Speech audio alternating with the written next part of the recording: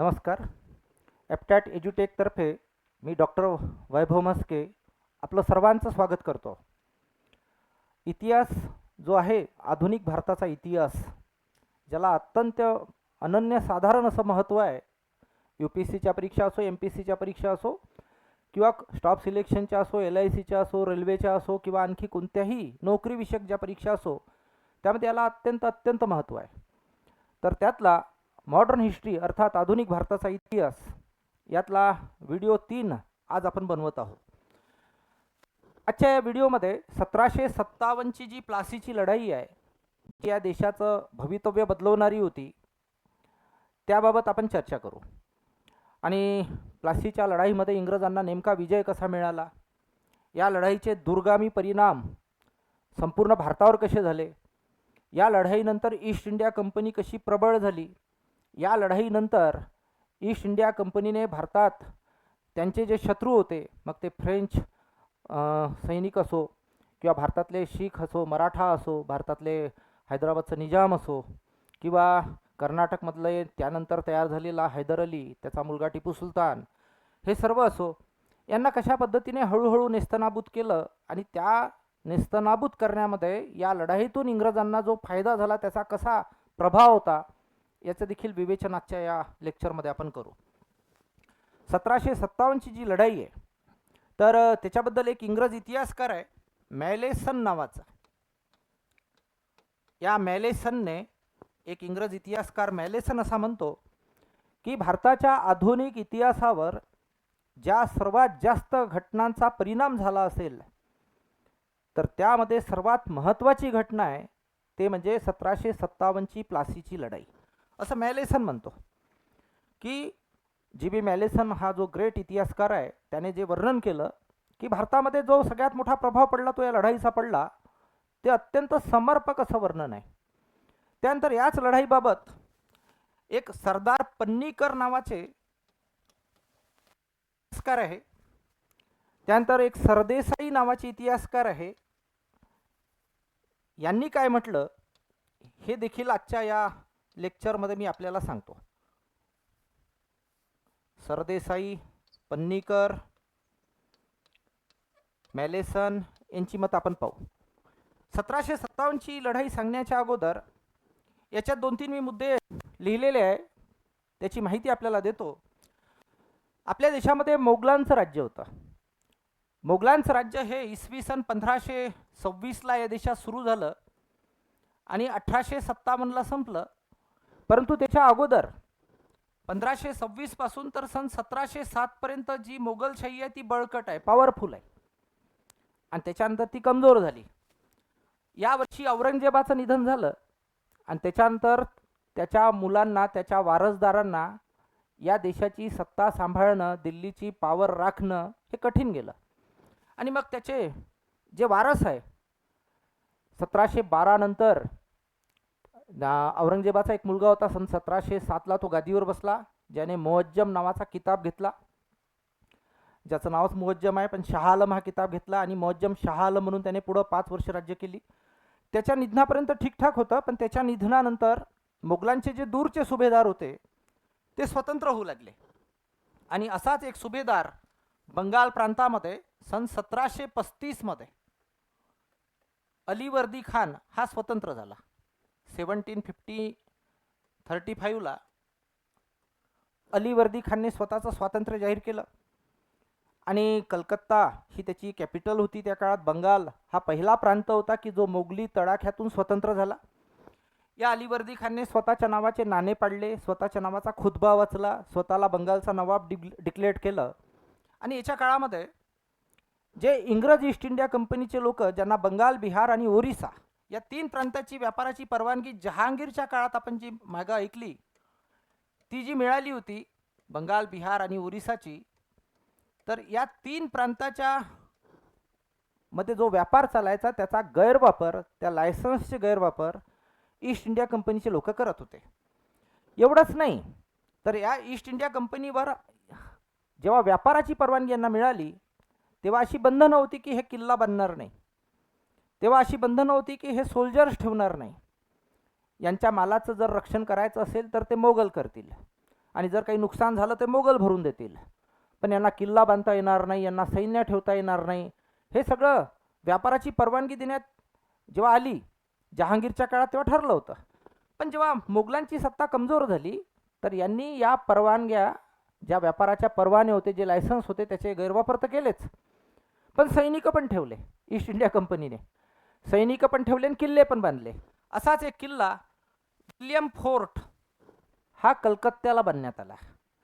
Actually पहा, व्यापाराची परवानगी देत असताना बंधनं अशी आहे की किल्ला बांधणार नाही, सैनिक ठेवणार नाही. पण आता मोगलच कमजोर आहे. आता अलीवर्दी खान बंगालचा नवाब आहे. त्याने मोगलांचं स्वातंत्र्यापासून म्हणजे मोगलांना धुडकावून लावलं आहे, स्वतः स्वतंत्र झाला आहे तो. आणि म्हणून त्याच्या काळामध्ये इंग्रजांनी जे लायसन्स आहे त्याचा गैरवापर सुरू केला, किल्ले बांधले, सैनिक ठेवले. मग अलीवर्दी खान हा 1735ला बंगालचा नवाब झाला. सन 1756 पर्यंत जिवंत होता. अलीवर्दी खानला दिसत होतं की ईस्ट इंडिया कंपनीने किल्ला बांधला, त्यांना जे लायसन्स आपण दिले त्याचा गैरवापर करून राहिले. त्याच्यानंतर त्यांना त्यांच्याकडनं जो महसूल मिळाला पाहिजे तो मिळत नाही. हे लोक थोडे संख्येनं आहे, पण हे थोडेसे पॉवरफुल जर झाले तर आपलं स्वातंत्र्य धोक्यात येऊ शकतं. आणि म्हणून तो थोडासा साशंक झाला.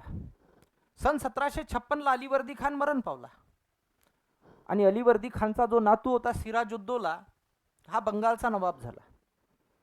अलीवर्दी खानने त्याला सांगितलं की आपल्याला खरा धोका हा ईस्ट इंडिया कंपनीपासून आहे, कारण की त्यांनी कलकत्त्यात किल्ला बांधला, त्यांनी कलकत्त्यात सैनिक ठेवले आणि म्हणून हे लोक धोकादायक आहे.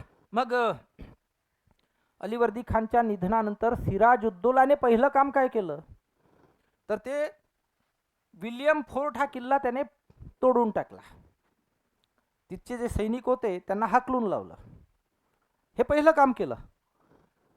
आणि मग अशा पद्धतीने या सिराजुद्दौलाच्या काळामध्ये विल्यम फोर्ट तोडण्यात आला, सैनिकांना बाहेर काढण्यात आलं. पण याच्या काळामध्ये एक घटना घडली आणि ती घटना इतिहासामध्ये ब्लॅक होल ट्रॅजेडी या नावाने फेमस आहे. आता याच्यामध्ये एक दोन मुद्दे मी सांगतो आपल्याला, ते फार महत्त्वाचे आहे. काही इतिहासकार या घटनेवर शंका व्यक्त करतात की ही घटना झाली की नाही, आणि काही इतिहासकार म्हणतात की ही घटना झाली. तर एक ब्लॅक होल ट्रॅजेडी काय आहे तर एक हॉलवेल नावाचा इंग्रज इतिहासकार आहे, हॉलवेल, याने या घटनेबद्दल लिहून ठेवलं. त्याने तारीख पण लिहून ठेवली. तो म्हणतो की 20 जून 1756ला 20 जून 1756ला या सिराजुद्दौलाच्या सैनिकांनी 18 बाय 10 मीटरच्या रूममध्ये, 18 बाय 10 फुटाच्या रूममध्ये, म्हणजे 18 फूट लांब आहे, 10 फूट रुंद आहे, एवढ्याशा छोट्याशा रूममध्ये 146 इंग्रज स्त्रिया, लहान पोरं, म्हातारी माणसं यांना कोंडलं. आता ही घटना खरी आहे की खोटी आहे याच्याबद्दल अनेक अंदाज व्यक्त केले जातात, पण हॉलवेलनं जी घटना लिहिली ती मी तुम्हाला सांगतोय. तो म्हणतो की याच्यात मी पण आहे, म्हणजे हॉलवेल पण आहे. आता जर आपण ऐकलं किंवा मला जर असं वाटतं तर ती घटना खरी असली पाहिजे, कारण इंग्रज इतिहासकारांनी कोणत्या घटना चुकीच्या लिहिल्याची काही कारणं नाही. त्यातल्या त्यात हॉलवेलने बऱ्यापैकी कलकत्त्यावर प्रकाश टाकलेला आहे, सिराजुद्दौलाच्या राजवटीवर थोडंसं लिहिलेलं आहे. म्हणून त्याने या घटनेला नावच दिलं ब्लॅक होल ट्रॅजेडी. हॉलवेल असा म्हणतो की सिराजुद्दौलाच्या सैनिकांनी जे कलकत्त्यात इंग्रज होते त्या इंग्रजांपैकी मग ते लहान मुलं असेल, बायका असेल, म्हातारी माणसं असेल, यांना पकडलं आणि 18 फूट लांब आणि 10 फूट रुंद अशा एका अंधाऱ्या रूममध्ये कोंडलं, की जिथं अंधारच अंधार आहे. आणि मग सगळे लोक रडायला लागले, याचना करायला लागले, विनंती करायला लागले की याच्यामध्ये आम्हाला कोंडलं बा, आम्हाला श्वास पण घेता येत नाही, बाहेर काढा आम्हाला. पण सैनिकांनी काही ऐकलं नाही. सिराजुद्दौलाच्या म्हणण्याप्रमाणे यांना कोंडण्यात आलं. हॉलवेल असं म्हणतो की यावेळेस मी खिडकीजवळ आहे, लोक ओरडत आहे, लहान मुलांच्या रडण्याचे आवाज येत आहे, स्त्रिया रडून राहिलेल्या आहेत, विनंत्या करून राहिल्या आहेत, आणि हळूहळू आवाज कमी कमी होत चाललेले आहेत ओरडण्याचे. रात्र होऊन गेली, मला श्वास घेता येऊन राहिला कारण की माझं नाक हे खिडकीकडे आहे. आणि मग हळूहळू तर आवाजच बंद झाले. शेवटी तो असा लिहितो की आता मी पण बेहोश झालो. सकाळी मला जेव्हा जाग आली तेव्हा मला असं दिसलं की सिराजुद्दौलाची माणसं या रूमचे दारं तोडत आहे आणि हे जे काल कोंडलेले लोक होते 146 यांना बाहेर काढलं आहे आणि याच्यातले 123 मेलेले आहेत. 146 पैकी 123 या दुर्घटनेत मेले, ज्याला ब्लॅक होल ट्रॅजेडी असं त्याने नाव दिलं. आकडाच दिला त्यांनी, तारीख पण दिली की 20 जून 1756ची घटना आहे. हॉलवेल असा लिहितो की माझं नशीब फार चांगलं आहे की मला श्वास घेता आला म्हणून मी जगलो. 23 लोक जे उरले, 146 पैकी 123 मेले आणि 23 जे उरले त्यांना सिराजुद्दौलाच्या माणसांनी फटके मारले आणि सांगितलं की ताबडतोब हे सोडा, निघा इथून. आमच्यावर अनन्वित अत्याचार झाला, आमच्यातले बरेचसे लोक मेले, त्यांचा अंतिम संस्कार करण्याची संधी आम्हाला भेटली नाही आणि आम्हाला तिथून निघावं लागलं, असं हा हॉलवेल लिहितो. म्हणून इतिहासातली प्रसिद्ध ब्लॅक होल ट्रॅजेडी ही घटना कोणी लिहिली असा जर प्रश्न असतो परीक्षांमध्ये तर त्याचं उत्तर डेफिनेटली हॉलवेल आहे. कारण की तो या घटनेत स्वतः सामील आहे, स्वतः त्याने ती घटना डोळ्यांनी पाहिली असं त्याचं मत आहे. भारतीय इतिहासकारांनी या घटनेचं खंडन केलं. भारतीय इतिहासकार म्हणतात की भारतीयांना असं म्हणजे भारतीयांवर काहीतरी लांछन लावलेलं आहे असं काही सिराजुद्दौलाने केलं नाही, पण त्याला पुरावा देता आलेला नाही. त्यानंतर हे जे वाचलेले लोक होते 23, हे 23 लोक इथून निघाले आणि मद्रास प्रांताचा जो गव्हर्नर होता रॉबर्ट क्लाइव्ह याला जाऊन भेटले. या रॉबर्ट क्लाइव्हवर आपण आणखी थोडा वेळ बोलणार आहोत. हा कोण होता वगैरे वगैरे थोडीशी माहिती घेणार आहोत. तर याला जाऊन भेटले. साधारणतः जायला एखादा महिना लागला असेल. त्याला भेटले, त्याने त्यांना शरण दिली रॉबर्ट क्लाइव्हने, कारण की शेवटी ते इंग्रजच होते वाचलेले 23. ही घटना रॉबर्ट क्लाइव्हने ऐकली, रॉबर्ट क्लाइव्हजवळ असणाऱ्या इंग्रज शिपायांनी ऐकली आणि त्यांना अत्यंत राग आला की आपल्या लोकांवर एवढा अत्याचार त्या कलकत्त्याला झाला. भयानक राग आला. मग हे सगळे, आता हे जे कलकत्ता शहर आहे हे इंग्रजांच्या परिचयाचं होतं. आता कसं परिचयाचं होतं तर सगळ्यात पहिले इंग्रज एक सन 1618ला एक इंग्रज आहे फ्रान्सिस डे. हा फ्रान्सिस डे पहिला व्यक्ती आहे, इंग्रज व्यक्ती, की ज्याने हे कलकत्ता शहर सगळ्यात पहिले शोधून काढलं. त्याच्या अगोदर भारतीय लोक राहायचे, पण कलकत्त्याला इंग्रजांची व्यापारपेठ स्थापन करता येते की नाही याचं अवलोकन करणारा पहिला व्यक्ती जर कोणी होता तर तो फ्रान्सिस डे होता. म्हणून त्याला कलकत्त्याला शोधणारा व्यक्ती म्हणून इतिहासात नाव मिळालेलं आहे, सर फ्रान्सिस डेला, सन 1618ला. तेव्हापासून इंग्रजांची येथे छोटी का असेना व्यापाराची काही कारणं किंवा काही कामं चालायचे आणि त्याच्यातून ही घटना घडली. रॉबर्ट क्लाइव्हला कलकत्ता परिचित होतं. त्याला आपल्या लोकांना तिथं मरताना पाहून दुःख झालं, राग आला. सिराजुद्दौलाने असं करू नये असंही त्याला वाटलं, पण आपण मुठभर आहो, काय करता येईल आपल्याला. सिराजुद्दौलाला ठार मारणं गरजेचं आहे, बदला तर घ्यावाच लागेल. आणि म्हणून या रॉबर्ट क्लाइव्हने विल्यम फोर्ट पाडलेला आहे, त्या सिराजुद्दौलाने ब्लॅक होल ट्रॅजेडीत माणसं मारलेली आहे, म्हणून बदला घेण्याचं ठरवलं. आणि रॉबर्ट क्लाइव्ह सन 1757ला म्हणजे या घटनेच्या 1 वर्षानंतर सन 1757च्या सुरुवातीला काही लोक घेऊन आणि भारतीय शिपाई घेऊन, आता काही लोक मी याच्यासाठी म्हटलं की इंग्रजांजवळ यावेळेस फक्त 72 सैनिक आहेत, ज्याच्यामध्ये रॉबर्ट क्लाइव्ह एक आहे, आणि काही भारतीय शिपाई जे मद्रास प्रांतात रॉबर्ट क्लाइव्हकडे नोकरी करतात.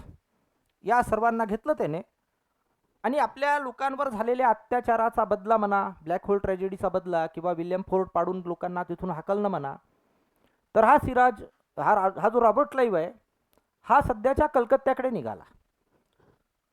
या कलकत्त्याला निघाल्यानंतर काही घटना घडल्या, त्या सांगणं गरजेचं आहे.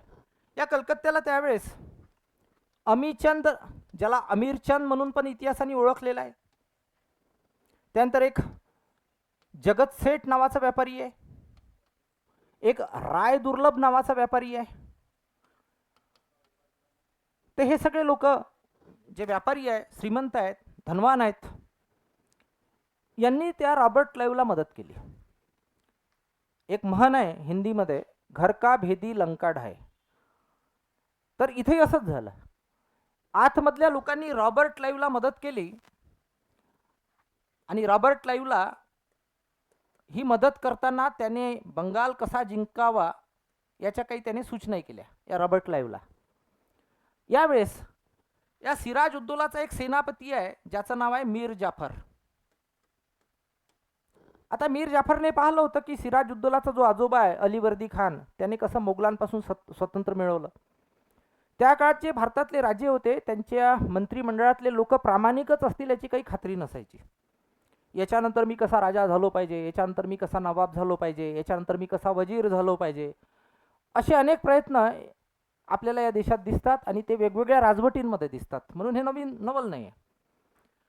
तर हा सिराज उद्दौलाचा सेनापती आहे मीर जाफर. सिराज उद्दौलाच्या राज्यात राहणारे हे व्यापारी आहेत. राय दुर्लभ, अमीरचंद, जगत सेठ, आणखी अनेक व्यापाऱ्यांची नावं भेटतात. आणि मग त्यांनी रॉबर्ट क्लाईव्हला मदत केली. हे लोक 72च आहे. रॉबर्ट क्लाईव्ह सोबत जे लोक आहेत ते फक्त 72 इंग्रज आहेत आणि त्याचा जो भारतीय शिपाई 8 ते 10 हजारापर्यंत आहे. रॉबर्ट क्लाईव्हने कलकत्ता जाईपर्यंत 3 ते 4 महिने प्रवास केला होता या सगळ्या लोकांसोबत. रॉबर्ट क्लाईव्हने कलकत्त्याच्या अगोदर एक प्रश्न या 72 लोकांना विचारला असं म्हटलं जातं. महत्वाचं आहे. रॉबर्ट क्लाईव्हने असा प्रश्न विचारला की तुम्ही माझ्यासोबत फक्त 72 लोक आहात. आपण आपल्या देशापासून हजारो किलोमीटर लांब आहोत. तुम्हाला असं वाटत नाही का की मी तुम्हाला मृत्यूच्या दाढेमध्ये ढकलण्यासाठी घेऊन चाललो? तुम्हाला असं वाटत नाही का की हा वेडेपणा आहे की फक्त 72 लोक घेऊन आपण लढणार आहोत? तर याच्यावर त्याच्या सैनिकांनी 72 सैनिकांपैकी काही सैनिकांनी जे उत्तर दिलं ते फार महत्त्वाचं आहे. ते म्हणतात की नाही, आमचा तुझ्यावर पूर्ण विश्वास आहे, तुझ्या नेतृत्वावर आमचा विश्वास आहे. Quantity never matter, matter is always quality. तुझ्या नेतृत्वावर आमचा विश्वास आहे, तुझ्या लिडरशिपवर आमचा विश्वास आहे. आम्हाला माहीत आहे तू जिंकू देशील आम्हाला. तर तो म्हणाला असं नाही आहे. इथं आपल्यासाठी महत्त्वाचं आहे, सर्वांसाठी. रॉबर्ट क्लाईव्हचं म्हणणं महत्त्वाचं आहे.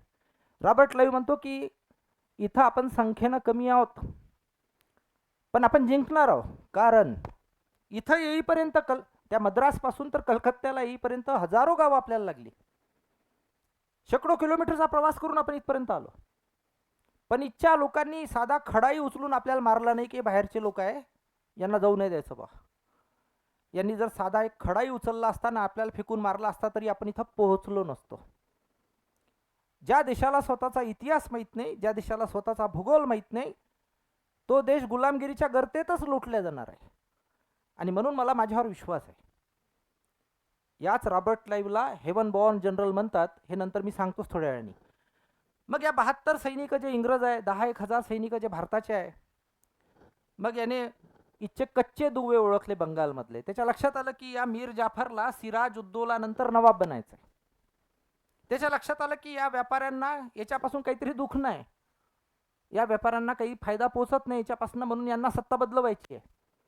यांचाच पैसा वापरला. त्याच्यानंतर मीर जाफरला सामील करून घेतलं त्या रॉबर्ट क्लाईव्हने. आणि मग लढाईचा प्रत्यक्ष दिवस 23 जून 1757 आहे की ज्या दिवशी असं ठरलं की आता लढाई होणार आहे. त्याच्या अगोदर या सिराज उद्दौलाने एक पत्र पाठवलं या रॉबर्ट क्लाईव्हला की तू मुठभर संख्येनं आलेला आहे, इथून निघून जा, नाहीतर आमचे हजारो शिपायांच्या समोर तू चिरडला जाशील. तुझे पहिलेच काही लोक आम्ही मारलेले आहेत, आता जे उरले आहेत ते मरतील. हा मूर्खपणा आहे लढाईचा. पण रॉबर्ट क्लाईव्हने त्याला उत्तर दिलं नाही, कारण की रॉबर्ट क्लाईव्ह अश्युअर्ड होता की त्याचे सेनापती जे आहे, त्या सेनापतीसोबत असणारं जे सैन्य आहे, याच्यासोबत असणारे जे काही व्यापारी आहे ते आपल्या बाजूला आहेत, लढाई होणार आहे. आणि प्लासीला ही लढाई झाली. हे जे प्लासी नावाचं ठिकाण आहे हे सध्याच्या बंगालमधल्या मुर्शिदाबादपासनं हे फक्त 22 मैलावर आहे.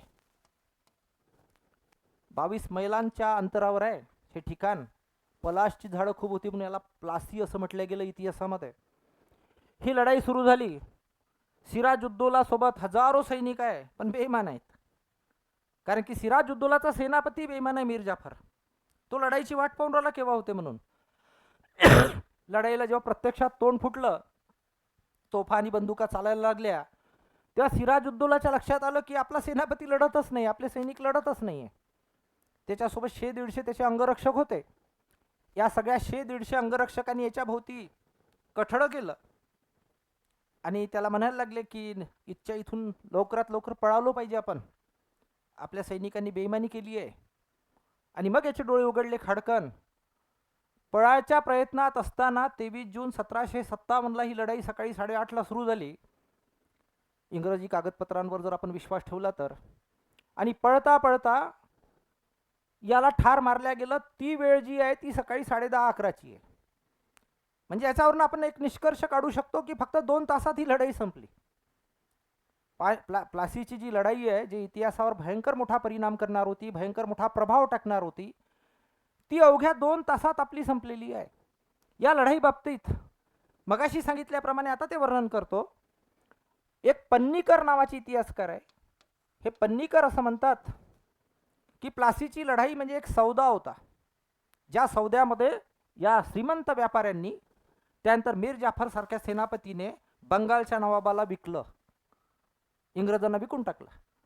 म्हणजे फारच चांगलं स्टेटमेंट त्यांनी केलेलं आहे. एक GS सरदेसाई नावाचे इतिहासकार आहे. ते असं म्हणतात की प्लासीची लढाई 23 जून 1757ला झाली. या दिवशी सिराजुद्दौला मेला.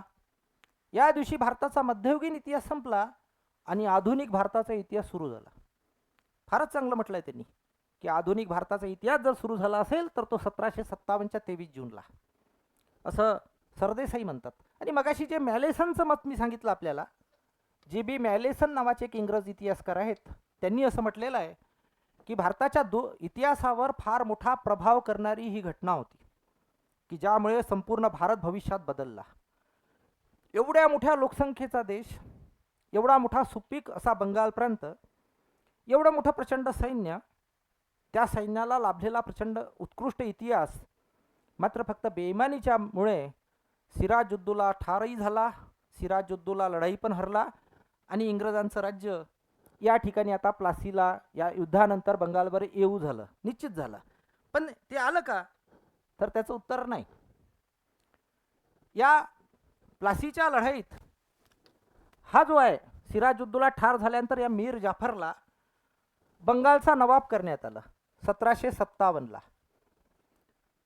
मोठ्या आनंदाने हा नवाबपदी आरूढ झाला.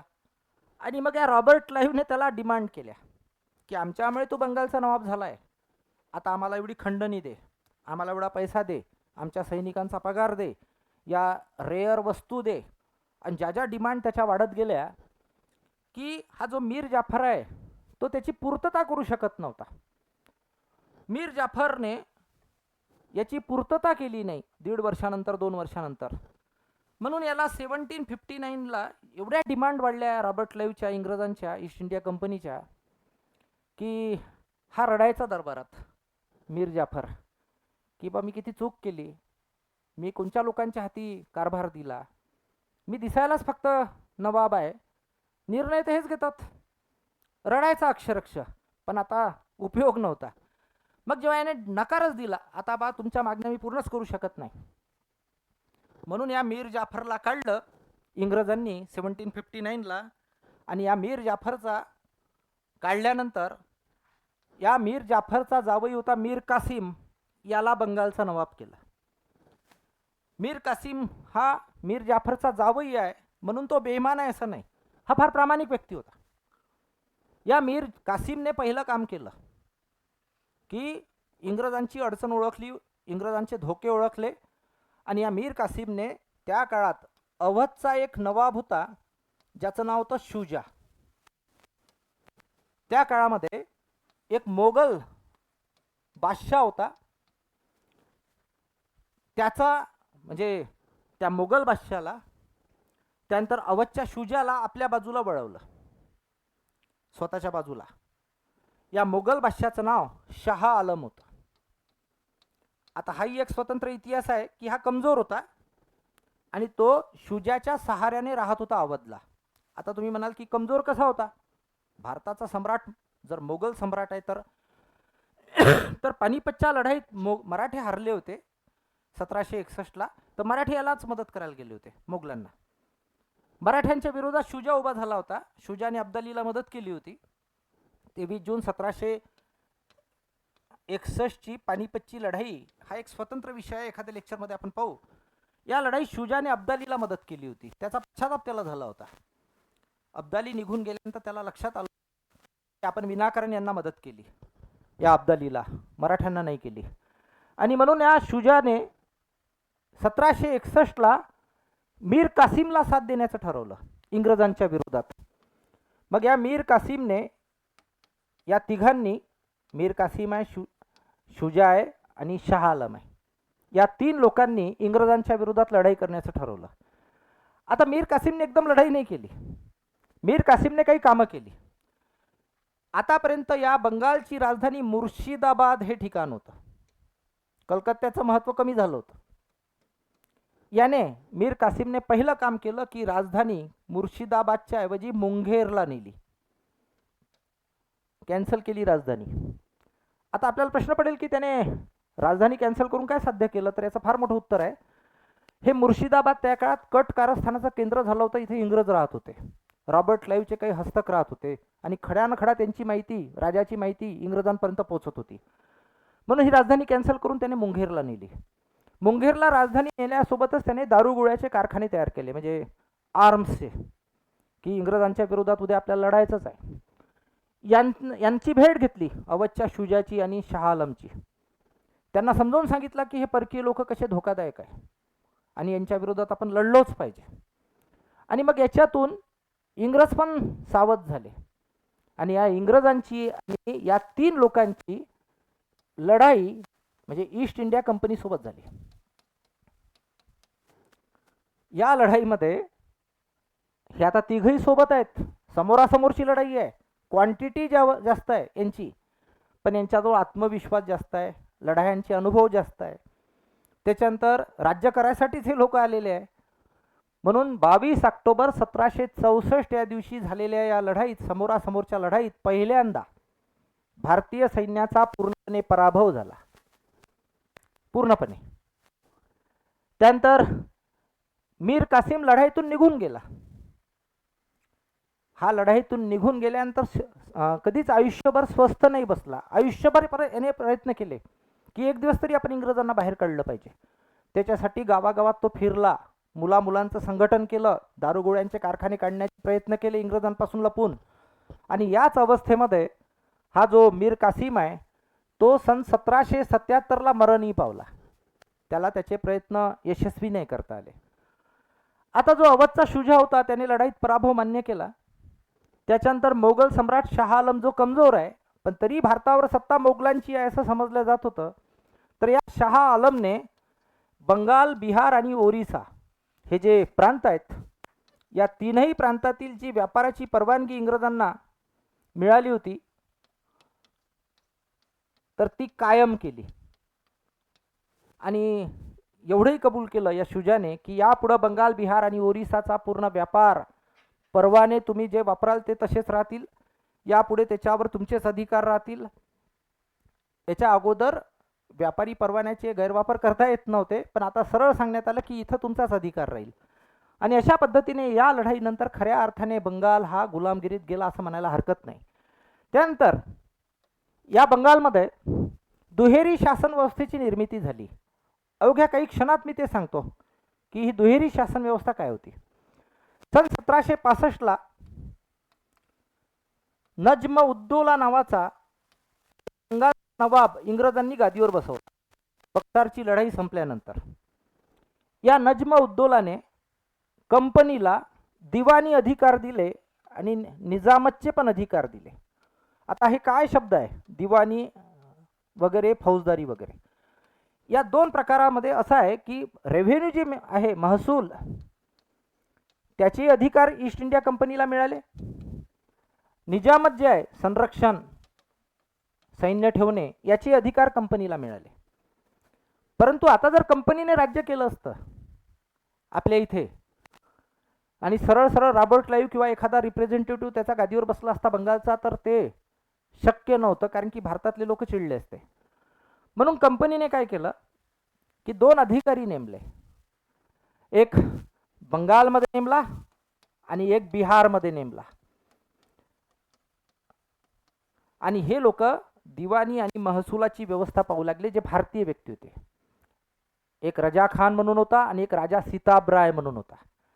एकाला बंगालला ठेवलं आणि बिहारला राजा सीताब रायला ठेवलं. आणि दोन्ही प्रकारचे अधिकार कंपनीने आपल्या हाती घेतले. लोकांना दिसत होता बंगालचा नवाब भारताचा व्यक्ती आहे, पण कारभार करत होती कंपनी. दिवाणी आणि निजामतचे अधिकार होते कंपनीकडे. याला म्हणतात दुहेरी राज्य व्यवस्था. आणि ही करणं गरजेचं होतं कंपनीला, कारण की त्या काळात भारतामध्ये ईस्ट इंडिया कंपनीला धोके होते. मराठे पॉवरफुल होते, त्याच्यानंतर हैदराबादचा निजाम पॉवरफुल होता. फ्रेंचांचे पूर्णपणे पराभव झाले नव्हते. सन 1761 नंतर सगळं घडलं, पण तरी त्यांनी दुहेरी राज्यव्यवस्था इथं ठेवली. या घटनेनंतर आतापर्यंत जो मी शिकवलेला टॉपिक आहे त्याच्यावर कसे कसे प्रश्न येऊ शकतात, सगळे पाठांतरावर अवलंबून नसतात, काही ॲनालिसिस केल्यानंतरचे प्रश्न आपल्याला भेटतात. आता याच्यावर आलेले प्रश्न कसे आहे ते पाहूया आपण.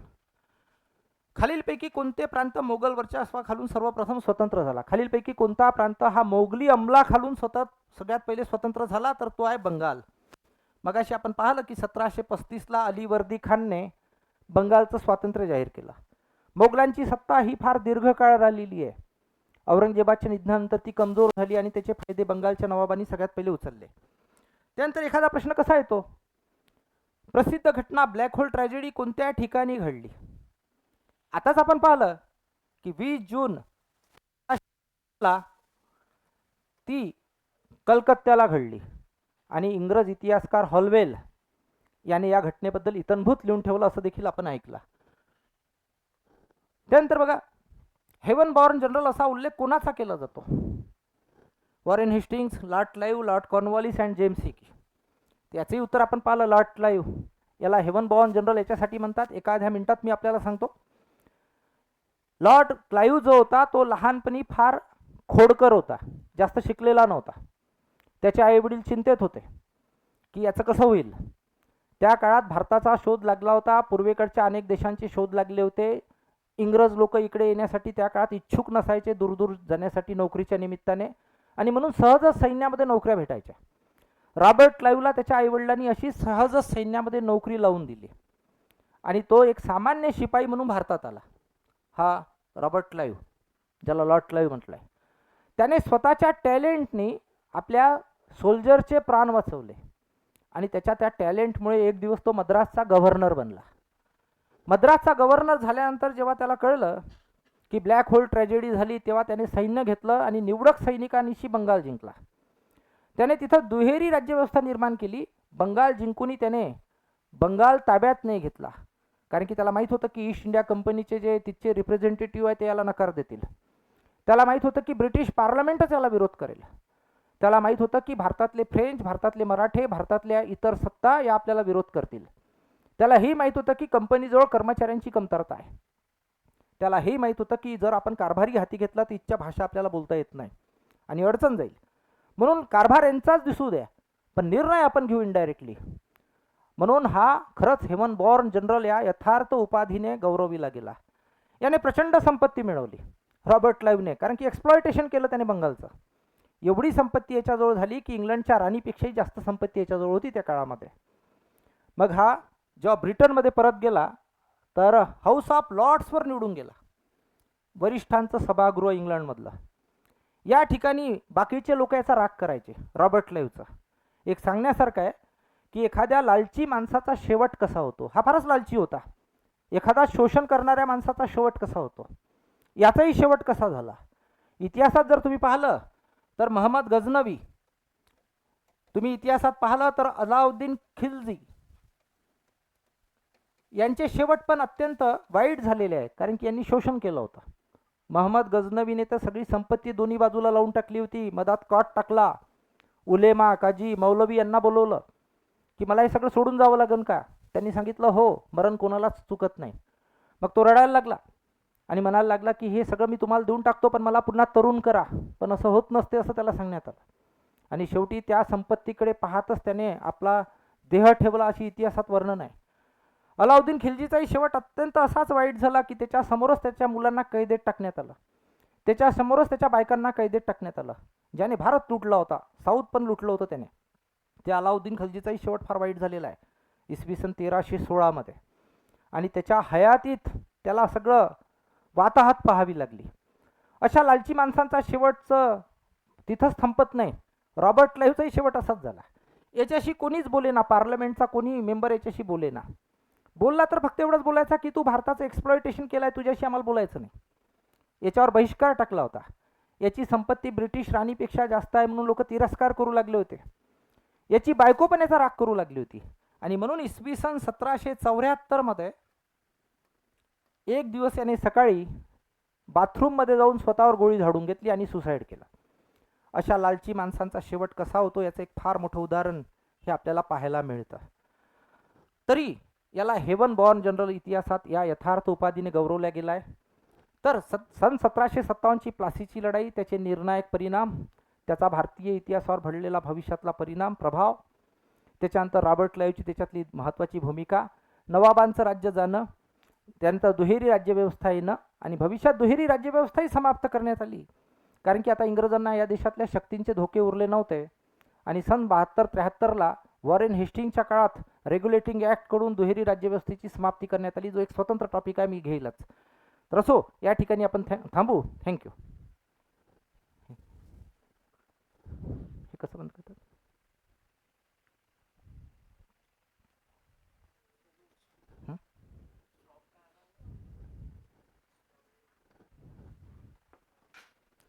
हां, चालू आहे ना?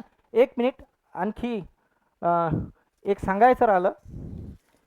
आधुनिक भारताचा इतिहास या नावाचं एक माझं पुस्तक प्रसिद्ध आहे. मी माझा परिचय पुन्हा देतो. डॉक्टर वैभव मस्के. मी हिस्ट्री या विषयामध्ये डॉक्टरेट असून नेट सेट या परीक्षा देखील क्वालिफाय आहे. राज्यसेवेच्या पण परीक्षा क्वालिफाय आहे. राज्यसेवा त्यानंतर सेलटॅक्स इतर अनेक परीक्षांमध्ये देखील यश मिळवलेलं आहे. तर एक अप्रतिम ज्ञानवर्धक पुस्तक आधुनिक भारताचा इतिहास म्हणून मी लिहिलेला आहे. माझा फोन नंबर मी सर्वांना सांगतो, 94 22 15 77 45, 9422157745. हे पुस्तक जर आपल्याला कोणाला हवं असलं तर घरपोच ती आपल्याला भेटेल. घरपोच या पुस्तकाची प्राईज आहे 300 रुपये. आणि जर घरी पाहिजे असेल तर पोस्टल चार्जेस 50 रुपीज, म्हणजे 50 रुपये हे एक्स्ट्रा द्यावे लागतील. तर असं हे 350 रुपयाचं पुस्तक आपल्याला अत्यंत महत्त्वाचं मिळू शकतं. तर 94 22 15 77 45 या नंबरवर आपण जरूर संपर्क करावा. थँक्यू.